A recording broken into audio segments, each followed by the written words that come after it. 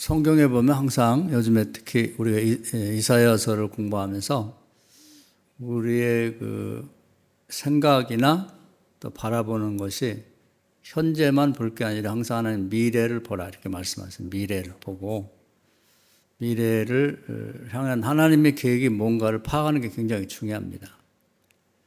그래서 마치 그 광야 시대에 보면 구름 기둥이 또 움직이고 불 기둥 움직이면 이제 그걸 잘 보고 있다 따라가는 거죠.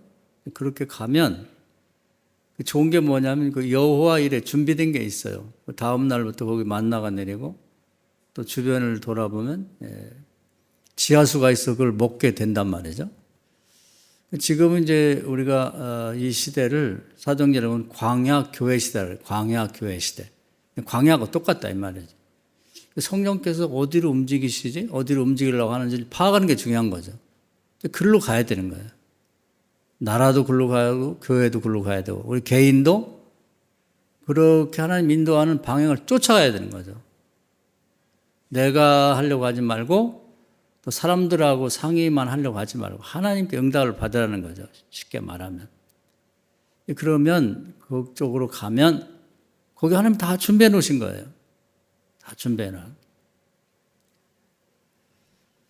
그러니까 우리가 이런 점을 잘 생각해서 우리가 그냥 지난 과거만 자꾸 생각하는 사람이 있어요. 자기 전에도 불면증 시달리는 사람들 중에 보면 그것은 자기 의지와 관계없이 이제 옛날에 경험했던 거, 어린 시절, 뭐 학교 다닐 때, 뭐 또 결혼해서 고생할 때, 뭐 이런 것만 자꾸 과거만 생각하는 사람이 있단 말이에요. 그런데 예수님이 뭐라고 했냐면 한날 어제 일을 잊어버려 이렇게 말씀합니다. 어제 일을 잊어버려라.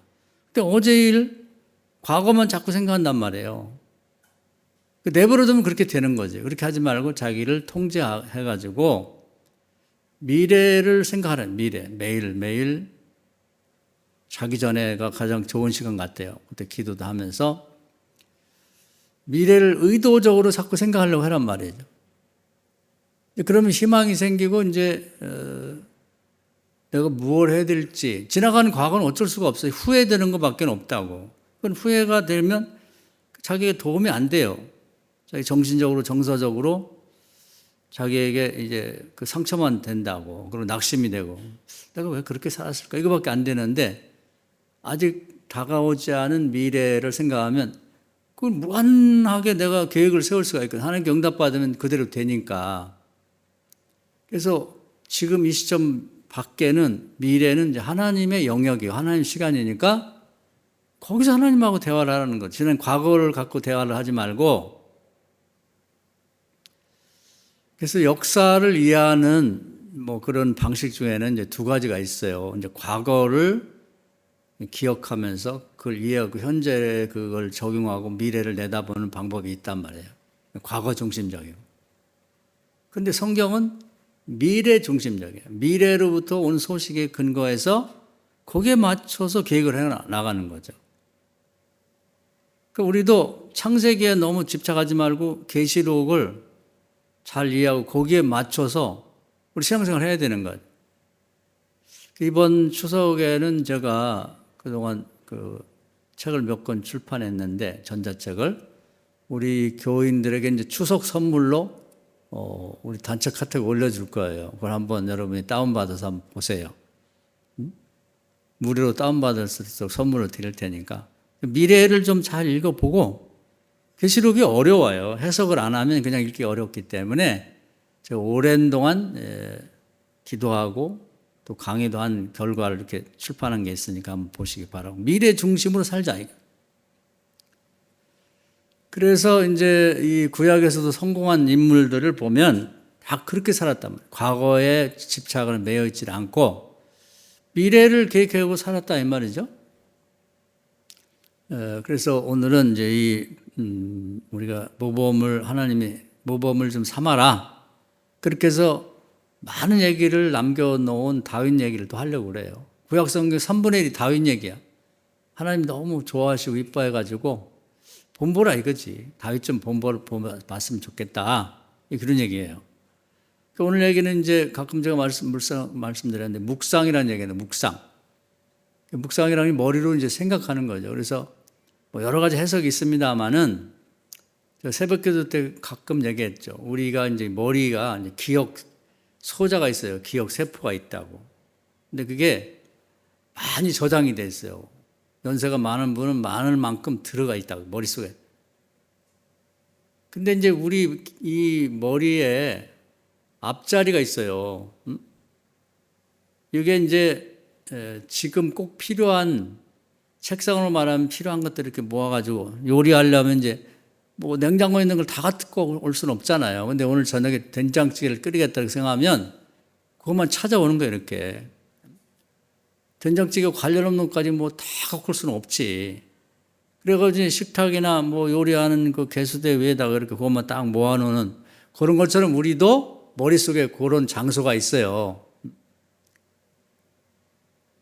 그래서 이제 그걸 이제 그 부분이 해마처럼 생각했대. 해마라고 바다에 가면 물고기도 아니고 먹을 수는 없는데 이렇게 꼭 말 머리하고 요까지 있는 것처럼 생긴 게 있어요. 그런데 우리 머리에 그런 게 있대. 거기가 이제 지금 필요한 기억을 가져다 놓고 그걸 쓰는 거예요. 그래서 이제 우리의 이 부분을 잘 활용을 해야 돼. 근데 이제 필요한 걸 이렇게 예를 들어 된장찌개를 끓여 먹고 나면 저녁에는 뭐 갈치를 구워먹겠다 그러면 이제 그걸 다 치우고 이제 갈치를 꺼내놓고 뭐 거기에 냄새 안 나게 뭘 붓고 뭐 이런 거 하잖아요. 이런 것처럼 우리가 항상 이걸 기억하면서 활용을 해야 되는 거예요. 그래서 이제 영어로는 컴퓨터가 우리 머리를 따서 만들었다는 거예요. 램이라고 해요, 램.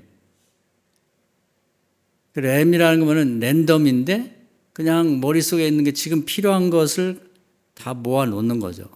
너무 어렵게 가면 힘드니까. 그래서 이제 이게 여기에 기억 앞자리를 차지하고 있는 그 내가 지금 쓸모 있는 생각들이 자극적이고 또 막 충격적이고 새로운 게 있으면 뒤로 밀리는 거예요. 그래가지고 그것이 이제 내 머리 앞자리를 지배한다고. 그 사람을 만나면 이제 그 얘기를 해야게 말이에요. 그게 자꾸 생각이 나고. 예를 들면 뭐 오늘은 그런 일이 없겠습니다만은 뭐 이제 교회 오다 보니까 자동차 사고 하는데 막 사람이 다쳐서 막 누워 있고 그러면 얼마나 그 충격적이에요. 교회 가서 이제 뭐 성경도 읽고 뭐 은혜 받을 생각을 잔뜩 하고 오는데 그것이 머릿속에 딱 들어오는 거예요. 그래서 내 기억의 앞자리를 차지하고 신앙적인 생각하는 게 다 뒤로 밀리는 거지. 그럼 이제 오늘 교인들 만났을 때 첫 번째 뭔 얘기를 하냐? 글쎄 오다 보니까 자동차 사고 났더라고. 사람이 넘어져 갖고 피를 흘리면서 길가에 쓰러져 있었어. 이게 충격적이니까. 그러면 그게 자꾸 묵상이 되는 거예요. 그래서 운전 잘해야지. 또 운전 뭐 나만 잘한다고 되는 게 아니고 조심해야 돼. 이런 생각이 나를 지배하는 거예요. 그러니까 우리가 이제 이걸 내버려 두면 이게 며칠 가요. 내일 또 누구 만나면 또 그 얘기부터 해. 또 자기 전에도 그 생각이 자꾸 나. 그것이 처음 온 내 앞자리를 차지한 기억이 나를 지배하게 되는 거예요. 생각하니까 말하게 되고 행동하게 되고 그렇게 되는 거죠. 그렇게 그런 상태를 자연 상태로 내버려두면 안 되고 이제 우리는 이제 이 기억의 앞자리로 오늘 이제 은혜 받은 말씀 그 말씀을 자꾸 가져다 놔야 돼. 요걸 근거로 생각도 하고 말도 하고 행동도 해야 되는 거죠. 이게 경건한 생활의 첫 번째 중요한 거예요. 묵상이라는 말이 굉장히 중요한 거예요. 묵상. 근데 묵상을 자꾸 하다 보면 이게 생각만 있는 게 아니라 환상이 보여요. 환상으로 그림으로 그려진다고. 그리고 더 나가면 히브리서 11장 1절에 나오는 실상으로 보이는 거예요. 실제로 여겨지는 거죠. 그러니까 오늘 그 얘기를 하려고 그래요. 그러니까 묵상은 이해가 되는데 뭐 환상 또 실상하면 조금 어렵죠? 이거 단계별로 가는 거지. 그래서 오늘은 다윗의 얘기를 하려고 그래요. 다윗이 이제 자기가 왕궁을 짓고 이 얘기를 많이 했죠. 왕궁을 짓고 백향목으로 최고 좋은 재료를 가지고 그리고 또 대리석 제일 좋은 거 갖다가 짓고 이렇게 누워서 잠을 자는데 하나님한테 죄송한 거예요. 여기 이제 보통 사람은 다른 것 같아. 자기가 과거에는 천막에 자던 그런 이제 유목민 제일 씻지도 못하고 냄새나 그렇게 자던 사람인데 예수 믿고 하나님 믿고 왕이 되어서 이렇게 좋은 집을 짓고 산다. 이런 데 누워 있는 게 잠이 안 오는 거죠. 그 좋은 점도 있지만 하나님한테 미안한 거예요. 나를 축복한 하나님은 아직도 과거 광야 시대 때 모세가 만든 천막 하도 오래 써 다 썩고 구멍 나고 곰팡 나고 내가 이제 조금 이제 그냥 꾸며서 하는 얘기예요. 그런 천막에 계셔. 그게 하나님 집이라고 있는데 하나님은 그걸 누구한테 한 번도 얘기를 안 해요. 나 좀 집 좀 잘 잘라려고. 근데 아직도 거기 계시단 말이에요. 자기가 그 12살 때부터 아버지 따라서 이렇게 성막이라고 가보니까 성막이 진짜 아마 보잘것없는 거예요. 이게 하나님의 집이야? 더군다나 엘리사랑 때는 법궤를 뺏겨갖고 딴 나라 블레셋에 갔다가 그게 돌아오다가 또 뭐 그걸 막 만지면 안 되는데 만지고 그러다가 막 사람 죽고 그래가지고 길리앗 여렘이라고 하는 시골에 방치가 되어 있는데 아니 법궤도 없는 천막이 있는 거예요. 야, 이건 아니지. 그 죄송한 거지. 나를 복 주신 하나님은 아직 천막에 있는 내가 이렇게 좋은 집에 자도 되나? 이런 거지. 이런 마음 자체가 이제 하나님 중심을 보는 것 같아요. 중심. 우리 중심이 뭔가 하나님을 향해서 이런 게 좀 있어야 돼. 자식들도 그렇잖아요. 자식들이 많아도 부모님 생각 하나도 안 하는 애도 있고 저밖에 모르고 어떻게 부모 덕을 봐서 지네도 먹고 살만한데 어떻게 좀 뭐 보증 서달라고 하고 어떻게 해가지고 좀 더 넓은 아파트나 가면 이런 생각만 하는 자식이 있단 말이에요. 뭐든지 어떻게 부모 걸 어떻게 가져가려고 하는 생각이 있는가 하면 자식들 중에도 어떻게든지 부모에게 좀 뭔가 도움이 될 만한 일을 하겠다는 생각을 가진 사람인데 중심이 중요한 거지. 실제 도와주고 안 도와 그런 관계가 없어요. 밥 세 끼 먹고 잘 자리 있으면 되는데 중심이 중요하다. 부모가 생각할 때도 고맙지 그런 마음을 갖고 있으면 하나님 똑같은 거죠. 그래서 자기가 이제 그 얘기를 나단 선지자한테 했더니 깜짝 놀란 거예요. 그리고 하나님한테 말씀드렸더니 너무 놀라셔가지고 그 하나님 하실 말씀이에요. 내가 그동안 누구한테 왕도 있고 뭐 제사장도 있고 뭐 선지자 있고 뭐 별의별 사람 다 있지만 내 집 떠달라고 말 한마디 안 했는데 어쩜 너 그런 생각을 다 했냐? 하나님 감동하셨단 말이에요. 그래서 제가 볼 때는 사람 창조한 이후에 항상 한탄하셨는데 다윗의 그 얘기 듣고 보람을 느끼신 것 같아. 얼굴을 안 봤지만 하나님 얼굴이 귀에 걸린 것 같은 느낌이 있어요. 그래서 하나님 너무 좋아하셔가지고 이제 다윗에게 복을 주고 네가 나를 아버지처럼 생각하니까 내가 너를 내 친자식처럼 생각할 때 이런 그런 대화가 있다고. 하나님이 친자식처럼 생각하니까 뭐 더 이상 바랄 게 뭐가 있겠어요. 그런데 내가 친아버지처럼 생각해야 하나님도 우리를 친자식처럼 생각한단 말이에요. 그건 야고보서 4장에 나와 있어요. 너희가 나를 가까이 하면 내가 너희를 가까이 한다. 그 정해진 원칙이거든. 그래서 이제 다윗이 이제 하나님께 정말 좋은 집을 줘 드리겠다는 생각을 갖게 된 거예요. 여기서 묵상을 하는 거죠. 그걸 계속 생각하는 거예요. 낮에도 생각하고 밤에도 생각하고. 그러면서 이제 머리로 구상을 하는 거예요. 하나님 집을 어떻게 지으면 좋을까? 그 막 쓸 없잖아요. 사람 짓는 집도 아니고, 그 성막같이 천막으로 질 것도 아니고, 정말 그동안 없었던 그런 백향목, 또 무슨 대리석, 어떤 걸로 이제 질까? 뭐 이게 막 하루도 뭐 다른 사람들은 이제 자기 집 지는 거, 집을 어떻게 개축을 하고, 뭐 인테리어를 어떻게 하고, 뭐 이런 건 하루에 개화집을 10채씩 졌다 부셨다는데 당신 그게 아니에요. 자기 전에 미래의 질 하나님의 집을 여러 번 졌다가 부셨다 하면서 이런 모양을 질까 저런 모양을 낼까 크기는 얼마나 하면 좋을까 이런 걸 생각하는 게 다르잖아요. 그게 묵상의 시작이 이렇게 되는 거예요. 그래서 우리도 하나님을 위한 뭔가 묵상이 있으면 좋겠다. 기억의 앞자리를 지배하고 있는 그러다 보니까 사람을 만나든지 그 얘기를 하는 거지. 하나님 집을 어떻게 지으면 좋을까? 천막은 아닌 것 같고 집을 져드리고 싶어. 돌로 된 백향목 사용한. 자기 생각하고 있는 묵상하는 바가 대화의 소재가 되고 화제가 되는 거지. 그러면서 계속 기도하면서 묵상하다 보니까 이제 어떤 형태가 드러나는 걸, 이걸 환상이라고 그래요, 환상. 그래서 그것이 청사진이죠, 청사진. 그게 설계가 되는 거, 설계. 그러고 이제 그것이 계속 하다 보니까 이렇게 하면 되겠다고 하는 것이 결정이 되면 지금 당장 진 건 아니지만 그 실상으로 느껴지는 거예요, 실상. 이거야. 그러면서 이제 뭐가 이 사람이 달라지냐면 그 실상으로 나에게 보이는 그 성전을 칠 때 필요한 것들을 이제 모으는 거예요. 어디 좋은 석재가 다른 나라에 있다 그러면 우리나라에 있으면 그걸 갖고 오지만 그 이스라엘은 그런 석재가 없어요. 주변에 다른 곳에 있다 그러면 대리석이니 이런 화강암이니 뭐 이런 것들을 돈을 들여갖고 사갖고 오는 거예요. 그러다 쟁여놔. 너무 좋은 거예요. 이걸 가지고 하나님 집 질 생각하면 막 가슴이 두근두근해. 설레. 좋은 나무가 있다. 어떻게든 가갖고 사신을 보내고 일꾼을 보내서 사다 모아.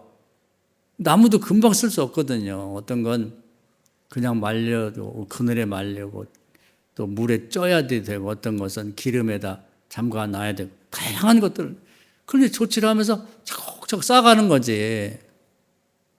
생각해보세요. 하나님이 이뻐하지 않겠어요? 우리 머릿속에 또 내가 바라보는 미래의 환상 중에 또 그것이 계속 되다 보면은 실상으로 나게 딱 드러나서 이거다 이거. 하나님이 자기는 너는 피를 많이 흘려서 짓지 말라니까 그럼 누구를 세울까?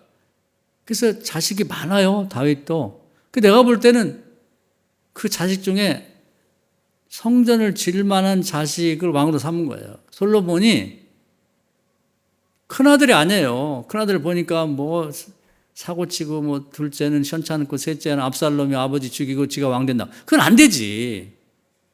솔로몬을 보니까 얘가 나이는 어리지만 이 성전을 지을 만해요. 그러니까 왕을 세우는데도 이렇게 다 일관된 목표가 있는 거죠. 목표가.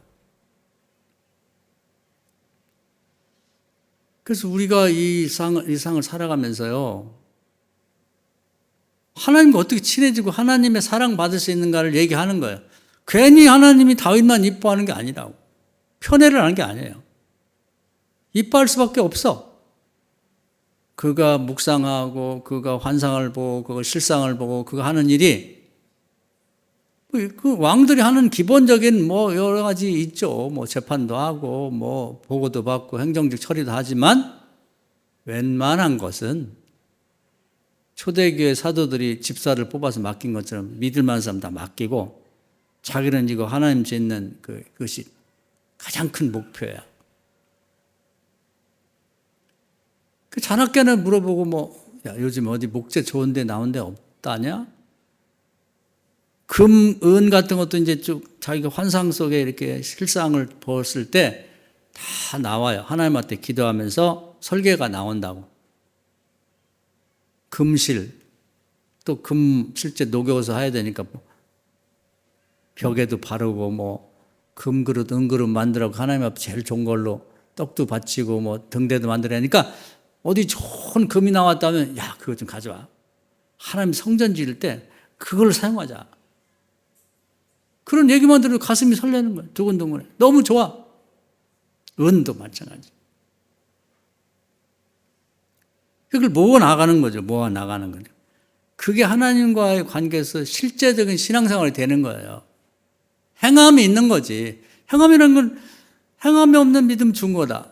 야고보서 2장 27절 그 입으로만 말하고 하는 거 아무것도 없어. 그런 텅 빈 신앙생활이 많아요. 말은 그럴듯하게 하는데 실행이 없잖아요. 다윗은 하루 지나고 또 이틀 지나고 한 달 지나면 그 성전 건축하려고 하는 그런 어떤 청사진 설계도가 더 구체화되고 더 세밀화되고 나중에는 문양까지도 다 거기에 맞는 재료를 하나씩 모아가니까 달라지는 거지. 그래서 우리는 하나님과 관계 속에서 나는 그런 게 있는지를 한번 생각해 보셔야 돼요. 없으면 그걸 찾아서 하셔야 돼. 그러면 다윗이 특별한 사람이 아니에요. 다윗은 이새라는 분의 아들 8명 중에 막내인데 아버지도 별로 기대를 안 했던 애. 그 외모는 별거 없는 거야. 그래서 사무엘이 당신의 집 아들 중에 왕감이 있다고 그러니까 다른 아들 다 오라고 그러고 막내는 좀 이런 표현은 좀 적합하지 않은데 아버지가 볼 때 문어리 같대. 생긴 것도 그렇고 키도 작고. 그러니까 그냥 너는 양이나 보고 있어. 그래서 기대를 안 했어요. 그래가지고 이제 기름을 부려고 하는데 다른 애들 머리 깎고 옷도 입고 목욕도 하고 그럴듯하게 핸섬하게 왔는데 하나님이 여기 없다는 거야. 그래서 물어보니까 하나가 있는데 글쎄요, 걔는 뭐 막내인데 아버지가 그런 이제 왔어요. 근데 씻지도 않고 뭐 그냥 노숙하다 오니까 보잘것없지. 원래도 볼품이 없는데. 그러니까 사무엘이 딱 실망을 했어. 하나님 얘기하시잖아. 야, 외모를 보지 말고 중심을 봐. 그 얘기예요. 거기 나온 거야. 형들의 중심에는 별게 없어. 그냥 어떻게 뭐 아버지 양 좀 한 마리 더 얻어다가 좀 재금 날 때, 딴 살림 차릴 때 하고 동네 아가씨들 중에 누구 이쁜 애 없나? 맨 요런 것만 생각한단 말이에요. 그 중심이 그래, 중심이. 오늘 생각해 보세요. 우리 성도님들 한 사람 한 사람 중심에 뭐가 있어요? 가장 중요한 건 뭐야? 미래를 위한 중심? 뭐 집 문제, 차 문제, 뭐 자식 교육 잘하는 거, 뭐 일반인들이 다 생각하는 거 그거 똑같은 거밖에 없잖아. 다윗의 형제들하고 똑같지 뭐야. 그 내버려둬도 그 정도는 해요. 다윗 형제들 그 정도 꿈은 못 이루겠어요? 아니 뭐 몸 건강하고 그러면 동네 아가씨 하나 연애해서 결혼하겠지. 결혼하면 또 뭐 자식 낳고 뭐 어떻게든 먹여 살릴 거 아니에요? 그 정도는 뭐 하나님 그렇게 복을 주고 뭐 신경 쓸 게 없어. 다윗은 다르거든. 다윗은 달라. 그 마음 중심에 있는 얘기는 하나님 복 주셔야 돼. 그 시골에 그 아버지도 기대하지 않고 얼굴도 못생기고 키도 조그맣고 그런데 그런 아이가 마음 중심에 있는 그걸 이루려면 하나님이 신경 써 주셔야지. 그런 생각을 가진 사람이 처음인데 하나님이 살아계시기 때문에요. 하나님을 친아버지 생각하고 뭔가 여러분이 대단한 거 아니어도 괜찮은데 일생에 하나님 기뻐할 만한 욕을 꼭 해야지 하면서 뭔가 뭘 모으기도 하고 뭐 한번 해보세요. 여러분 자녀들을 그렇게 키워. 외모가 출중해도 그런 속이 아무것도 없고 텅 비은 자식들을 위해서 기도해도 이게 힘이 받지를 않는 거야. 어떻게? 뭐 다윗의 형제들 아버지 엄마가 기도할 때 동네 아이들 중에 정말 이쁜 애를 더 이쁜 애를 좀 만나가지고 했으면 좋겠다. 양을 한 2마리 더 줘야지. 이런 거 하나님이 그것까지 신경 쓸 필요는 없잖아요. 자식들에게도 꿈을 키워주라는 게 그냥 세상에서 뭐 잘 살고 뭐 높이 되고 명예 얻고 그것만 생각하는 게 아니라 하나님을 위해서 뭔가 할 일을 찾아서 꿈을 심어줘야 됩니다. 다윗은 그러한 하나님의 집을 져줘야겠다고 드려야겠다는 그 묵상, 생각이 계속 발전하고 또 기도하다 보니까 어렴풋한 그림이 청사진이 그려졌고 그것을 더 기도하고 연구하고 노력하다 보니까 실상으로 보이는 것 딱 이거다 이렇게 확정이 됐고 그리고 그 인생은 그 재료를 모으는 재미로 사는 거죠. 하나님도 너무 좋아하시고 자기도 좋아하고 후계자를 세우는데도 그걸 중심으로 세우는 거지. 인물 좋고 인물 좋은 건 누구냐면 압살롬이에요. 성경 전체 중에 가장 잘생긴 사람이 압살롬, 다윗의 셋째 아들. 정수리부터 발끝까지 흠이 없었다 그래. 그냥 뭐 피부도 그냥 완전히 그냥 뭐 요즘만 아이돌 저기 최고 이쁘네. 그리고 머리털이 이 머리라는 게 저도 머리털이 별로 없는데 이 사람의 인물을 굉장히 좌우합니다. 근데 압살롬의 머리털이 얼마나 좋냐면 딱 길러가지고 이 허리까지 내려왔대. 머리가 쫙 흘러가고 그 백마를 딱 타고 딱 바람에 이제 머리털 날리고 다니면 쓰러지는 거지. 여자들은 말할 것도 없고 남자들도 다 좋았다 그래. 그러니까 이 사람이 왕이 되겠다고 나왔을 때 막 백성들이 무지하게 몰렸어요. 거기 반해가지고 외모에 반하고 똑똑하고 또 그런 아들이 있지만 다윗은 아들 중에 중심을 본 거예요. 그 외모 말고. 그러니까 이제 다윗의 아버지 마음이 솔로몬에게 동생이 간 걸 보고 화가 나가지고 왕이 되면 내가 돼야지. 왜냐하면 그 앞에 큰형은 죽었고 둘째는 현창고 자기가 차례거든 자기가. 내가 돼야지 무슨 솔로몬이야. 이런 마음이 불만이 이제 그걸 반역을 일으킨 거예요. 중심. 이 삶의 가치가 뭔가를 추구하는 게 있는가.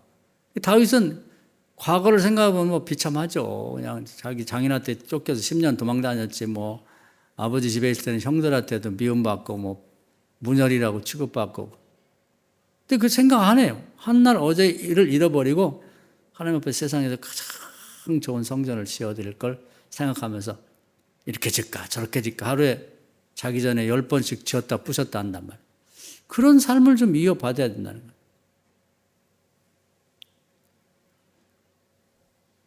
또, 우리가, 여러분, 우리 성도님들 개인도 마찬가지예요. 미래를 위해서 제가 이 좋아하는 예화 중에 저도 가끔씩 다시 생각해 보는 게 시골에 어떤 그 병아리 장사 얘기를 했죠, 한번? 그 예화는 여러분이 다시 한번 기억해도 좋을 것 같아요. 예, 교회 열심히 다니는 집사가 있는데, 총각 집사가. 그런데 병아리 키워갖고는 뭐 하나님 일도 못하겠고 가족들도 건사를 못하게 생겼으니까 어딜 가는데 하나님이 그 목장을 보았는데 하나님이 소원을 주더래. 너 젖소 키워라. 젖소 키울 힘이 있나요? 돈도 없고 병아리밖에 없는데 병아리 키워갖고 닭 알라갖고 팔고 뭐 그 부화시켜고 병아리 팔아먹고 그러는데 근데 하나님 소원을 주니까 아멘하고 잡았다는 거예요. 그런 다음에 이제 계속 그런 목장을 가가지고 목장을 어떻게 하는지 물어보기도 하고 그러면서 그 묵상을 하면서 이제 환상을 그리는 거죠. 환상, 청사진을 이렇게 하면 좋겠다. 그러면서 기도하면 하나님이 주실 걸 못 기도하면서 요 대목이 중요한 거예요. 자기 집에 이제 마당도 있고 그러니까 실제로 이렇게 줄자를 재가지고 한 5마리쯤 키우면 좋겠다. 아무것도 없어 돈은. 근데 잘 줄자로 재가지고 이 젖소를 키울 우리를 그림을 그려온 거예요.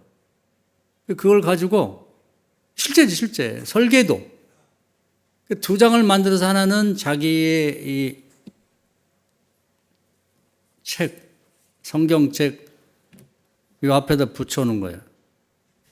그리고 하나는 목사님한테 가져와서 목사님 저 기도하는데 이런 하나님 소원 주셔서 제가 계속 묵상하며 기도하고 있습니다. 요거 저렇게 될 줄 믿고 이 설계도 갖고 왔는데 목사님 요 책 좀 성경 앞자리에 이렇게 붙여놓고 좀 기도 좀 해주세요. 목사님이 뭉클하죠. 제대로 배웠구나. 한편에서는 또 목사는 자기가 응답받은 거 아니니까 걱정되더래. 이렇게까지 나오는데 이거 안 되면 어떡하지? 더 열심히 기도하겠다. 그 다음에 기도해달라고 신방을 갔더니 벌써 이 마당 한쪽으로 이렇게 다 사보로 해가지고 그림을 그려갖고 그 우리를 짓고 있는 거예요. 지금 젖소는 한 마리도 없어요. 젖소를 구할 돈도 없어. 병아리 키워갖고 뭐. 그리고 산에서 나무를 벼다가 이미 반쯤 짓고 있는 거예요. 그래서 목사님 여기다가 이렇게 키우고요. 새끼는 여기다 어떻게 하고요. 이쪽에는 이제 거름 갖다 치울 때도 있고, 그 다음에 이제 풀을 보관해서 뒀다가 이제 겨울에도 먹일 풀을 저장할 수 있는 걸 시설도 만들고. 그래서 벌써 이제 산에 가서 또 들에서 풀을 벼다가 먹이려고 쌓아 놓기 시작해서 상당히 쌓아 놨더라는 거예요.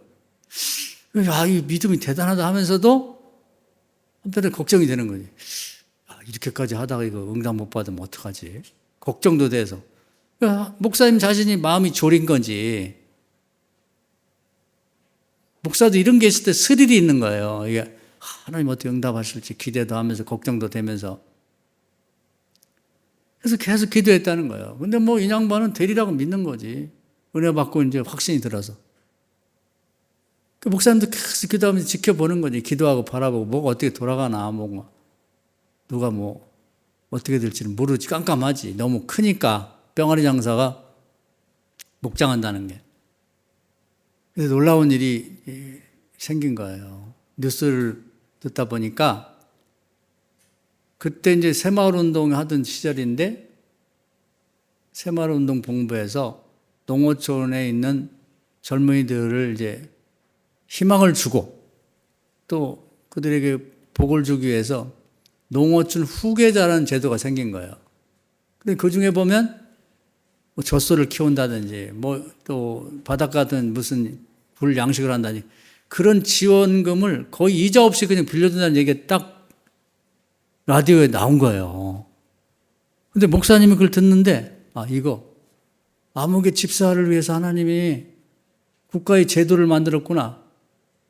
할렐루야. 하나님이요, 우리가 소원이 있으면 국가 제도도 바꿔요. 없는 것도 생기게 해. 우리 이런 믿음을 가져야지. 그래서 목사님이 된 것 같아. 이게 뭔가 있어. 이게 이런 게 없던 게 생긴 게 딱 맞는 거지. 거기에 보니까 젖소 키우는 것도 나온단 말이에요. 그래서 신청해 보라고.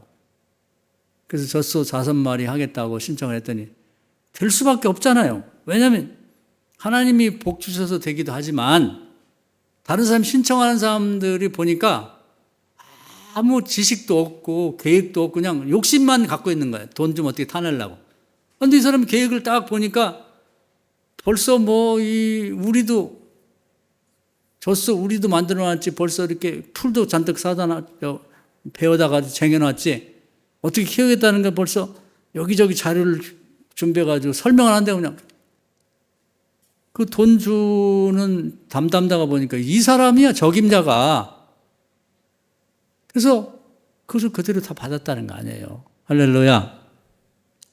이게 중요한 거예요. 생각을 하다가.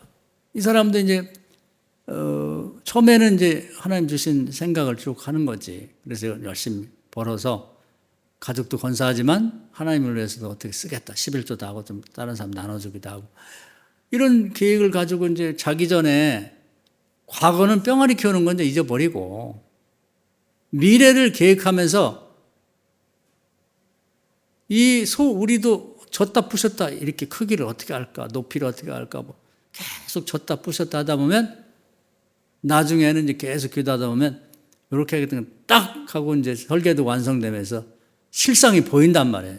그러면 거기에 맞는 목재도 구하고 무슨 풀도 갖다 베어놓고 또 거기에 필요한 지식도 이미 됐다고 믿고 준비를 해 나가는 거지. 이게 실제적인 신앙생활이에요. 뭐든지 다 이렇게 해야 되는 거야.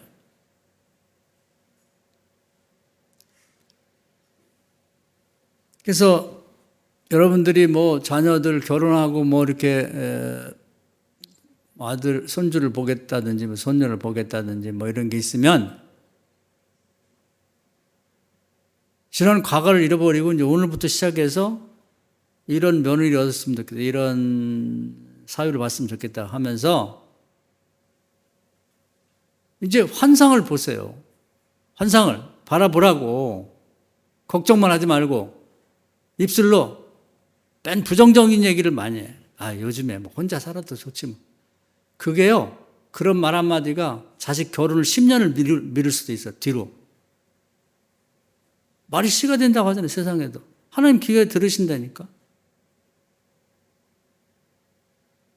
아유, 요즘에 뭐 자식 낳을 거 없어. 자식 낳아봤자 뭐 골치면 아프고 뭐 요즘 혼자 사는 사람도 많고 뭐 결혼해서 자식 안 낳는 사람 많은데 뭐 굳이 자식 낳아서 속 썩으면 살 게 있나. 그런 얘기 하지 마세요. 하나님이 그런 아빠 엄마의 대화를 말라기 3장에 나와 있잖아. 들으신다고. 그리고 메모를 한다고. 아, 이 집은 자식이 필요하지 않구나. 손자가. 왜 그런 얘기를 하지? 그런 얘기를 하면요. 둘이 일러 바친다니까. 민원. 성경에 나와 있어요. 마귀가 혼란 갖다 일러 바친다는 거. 아무개 권사 집사가요. 둘이 대화하는데 이런 대화를 했어요. 일러 바친다니까요. 검사 같은 모세, 율법을 받은 모세가 그걸 고발한다는 거예요. 아무 생각 없이 자식 죽이는 얘기를 해. 왜 그렇게 얘기를 하지? 입에다 재갈을 물리셔야 돼. 믿는 자는. 절대로 그런 얘기는 입 밖에 내지도 말고 흉내도 내지 말라 이 말이에요. 그래서 아예 결혼에 관해서 만약에 여러분 기도하고 있으면 묵상하는 거 하면서 걱정을 단계도 끝난단 말이에요. 안 되는 것만 봐. 안 되는 것만. 뭐 누가는 뭐 했다가 안 됐고 뭐 결혼했다가 뭐 또 잘못됐고 뭐 맨 이런 것만 본단 말이에요. 묵상하며 환상을 보되 정말 내가 원하는 사위나 며느리를 얻고 걔들이 또 자녀를 낳아서 행복하게 같이 손붙잡고 교회 와서 예배도 드리고 이런 모습을 계속 생각하란 말이에요. 생각은 자유 아니에요? 환상을 꾸라고 바라보라. 환상을 실제가 될 때까지. 그러면서 애들이 어떻게 뭐 필요한 손자를 놓고 기도한다면 손자 좀 가서 어디 백화점 같은 데는 어디 좋은 데 가면은 손자가 신을 만한 운동화라도 있나 한번 보라고. 자기 신발만 보지 말고 집에 집이 많이 있는데 남들이 볼 때는 미쳤다고 생각할 수도 있지. 손녀를 보고 싶으면 손녀 예쁜 옷이라도 있나 보라고. 아유, 태어나면 요거 좀 사서 입혀야겠다. 그렇게 하는 거예요. 그게 다윗의 신앙생활이야.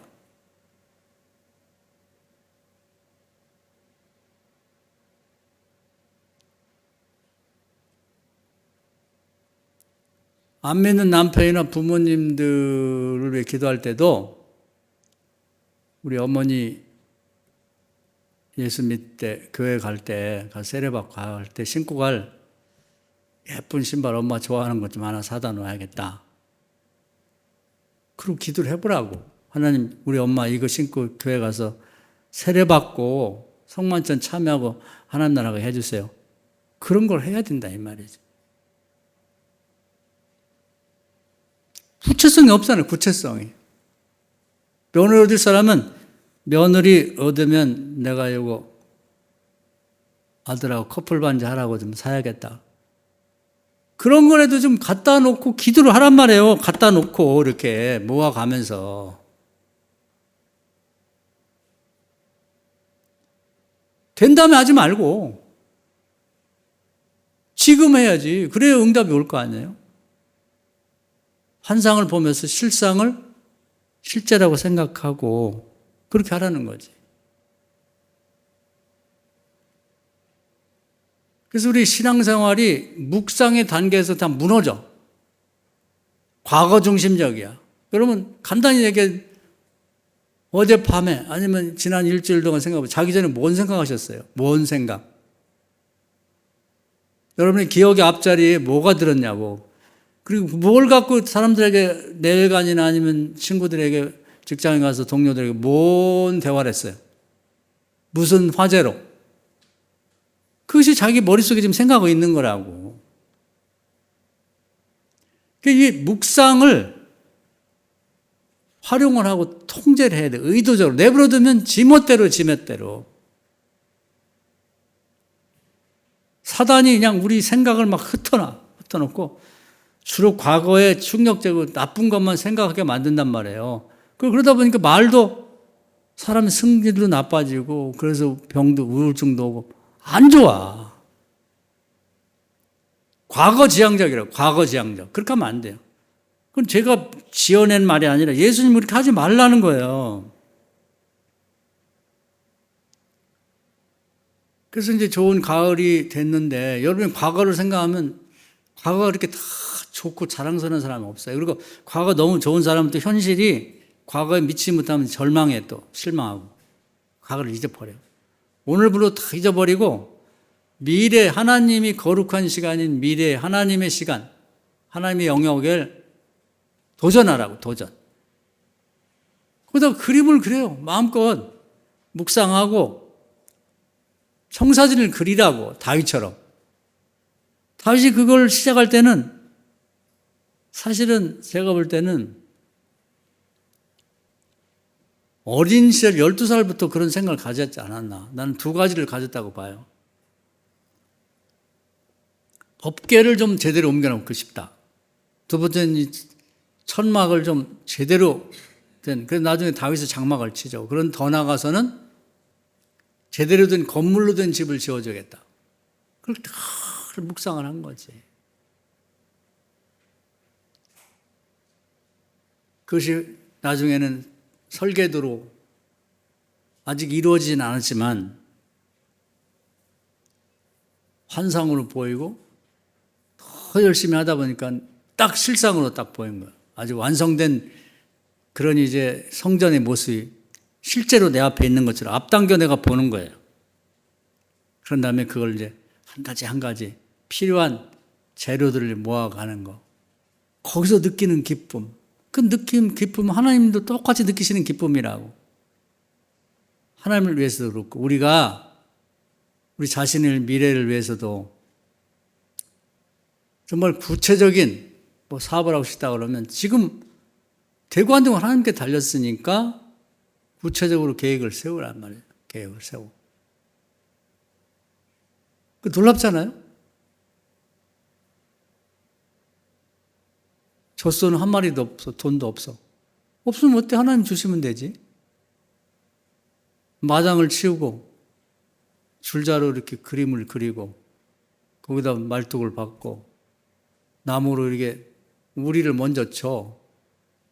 시간 나는 대로 밖에 가서 먹일 그런 풀들을 갖다 모아 쌓아 나가. 미래를 계획하는 사람들에 대해서 남들이 보면 미쳤다고 그래요. 다 그래. 노아가 방주 질 때 다 미쳤다고 그랬어요. 이 멀쩡한데 무슨 비가. 그리고 마귀가 별짓을 다 해서 못하게 하거든. 근데 우리에게 그게 있어야 돼요. 이제 여러분 기도하기 좋은 때가 됐는데 말로만 기도한다고 하지 말고 이런 구체성 있는 계획이 있고 제목이 있어야 기도도 하지. 여러분 아이들 결혼하고 이제 손주 보고 싶다, 손녀 보고 싶다 그러면 그냥 막 없이 기도하는 거고요. 여러분 백화점이나 이런 데 그런 거 요즘에 어떤 뭐 물류센터 이런 데 뭐라고 하는지 하여튼 그런 데 뭐 여주도 있고 우리 가보면은 많아. 싸게 팔고 예쁜 거 파는 데 갈 때 여러분 시각이 달라져 갖고 자기 옷 있는데 또 뭐 겨울 거 없다고 또 사고 뭐 신발 또 있는데 그러지 말고 한번 생각을 해보세요. 야, 건너뛰어서 앞으로 사위를 보시면 사위 오면은 이런 신발 좀 하나 사줘야겠다. 그걸 하나 사다 놓는다든지 며느리를 얻고 싶으면 며느리가 신을 만한 예쁜 신발이나 뭐 좋은 거 있잖아. 조금은 빼기든지 요거 갖다 놓고. 그렇게 하고 기도하는 건 달라요. 이 구체성이 갖고는 힘이야 그게. 손자나 손녀 어디 코너에 가가지고 자기 것만 고르지 말고 한번 가봐요. 진짜로 가보시라고. 가서 하나 사다 놔요. 자식들이요. 엄마 이름 왜 사왔어? 아니 이제 네 결혼하고 애기 나오면 나 신기고 싶어. 요즘 다니다 보면 손자들이 예쁜 신발 신고 나면 그렇게 보기 좋더라. 나도 그렇게 예쁘게 애기 나면 신기고 싶어. 그걸 올려놓고 기도하는 게 달라요. 애들도 보면 다르다니까, 자식들도. 머리로 환상을 보는 거하고 실상을 다르단 말이에요. 내 머릿속으로, 야, 우리 손자를 보면 앞으로 이런 신발을 신게 하겠다고 생각하는 거하고, 그걸 갖다가 딱 놓고 기도하는 건 다르다니까요. 실상을 보면 달라. 하나님이 그 얘기를 하는 거예요. 구약에서는 주 묵상을 얘기해요. 머리로 생각하는 거.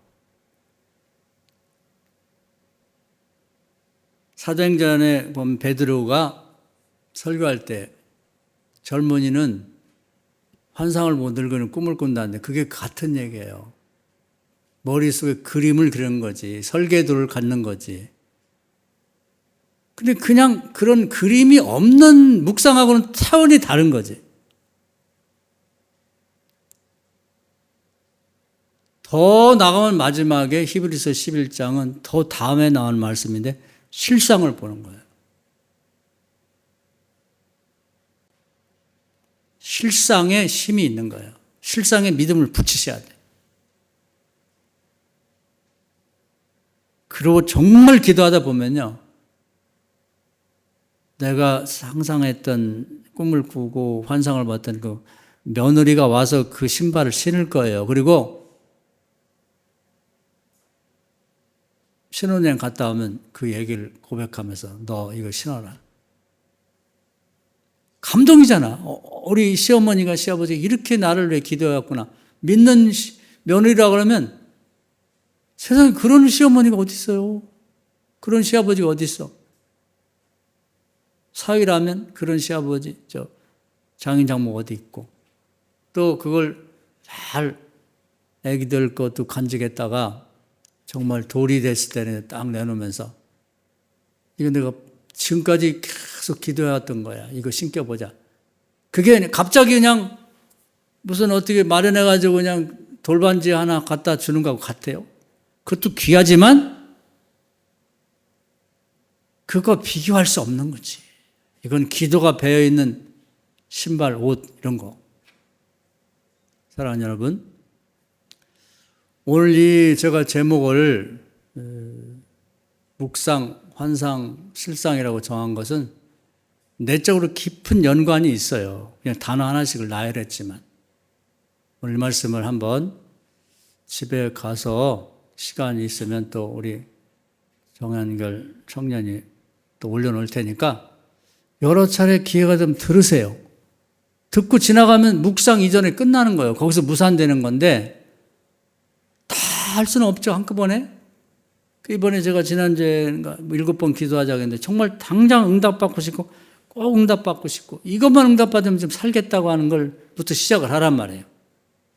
남한 장군이야. 문둥병만 해결되면 정말 살 것 같아. 그런 제목 있잖아요.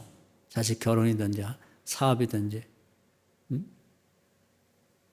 손주 보고 싶든지 거기서 시작하면 이게 하나가 응답받으면 이게 이렇게 되는 거구나 하면서 도미노처럼 다른 기도 제목도 적용이 되면 응답받을 거예요. 우리가 살 날이 아직도 많이 있으니까 앞으로는 90, 100살까지 너무 많이 살을까 걱정들 하는데 그 많은 시간을 뭐 할 거예요? 이런 데 쓰는 거지. 이런 할아버지 할머니 있으면 그 손주들은 복 받은 거지. 이런 시아버지 시어머니 장인 장모 있으면 자식들 복 받은 거지 뭐예요. 이렇게 살면 우리도 하나님이 귀하게 여길 뿐 아니라 자식들도 우리 엄마 아빠 할아버지 할머니 돌아가시가 걱정해. 왜? 나를 위해서 기도를 해주는 부모가 계셔야지 든든하잖아요. 근데 이런 분이 돌아가시면 어떻게 기둥뿌리가 무너지는 것 같잖아요. 기반이 무너지는 것 같으니까 이렇게 해야 하나님과 사람으로부터 귀중히 여김 받는 거지. 잠언에 나온 가장 큰 복이 그거예요. 너에게 가장 큰 복은 뭐냐? 하나님과 사람으로부터 귀중히 여김 받는다. 귀중하게 여김 받는 거지. 어떻게 하면? 이렇게 구체적으로 기도하고 기대하고 나가는 이런 분들이 그렇게 사랑받는 거지. 말만 알면 뭐예요? 듣긴 좋은 얘기지. 저 기도할 때도 많이 그런 기도를 해요. 하나님과 사람으로부터 귀중함 받게 해달라. 그 문장만 알면 뭐하냐고. 어떻게 해야 귀중히 여김 받는지를 알고 살아야지. 이 말씀 은혜가 되시기를 주의 이름으로 축원합니다. 아멘.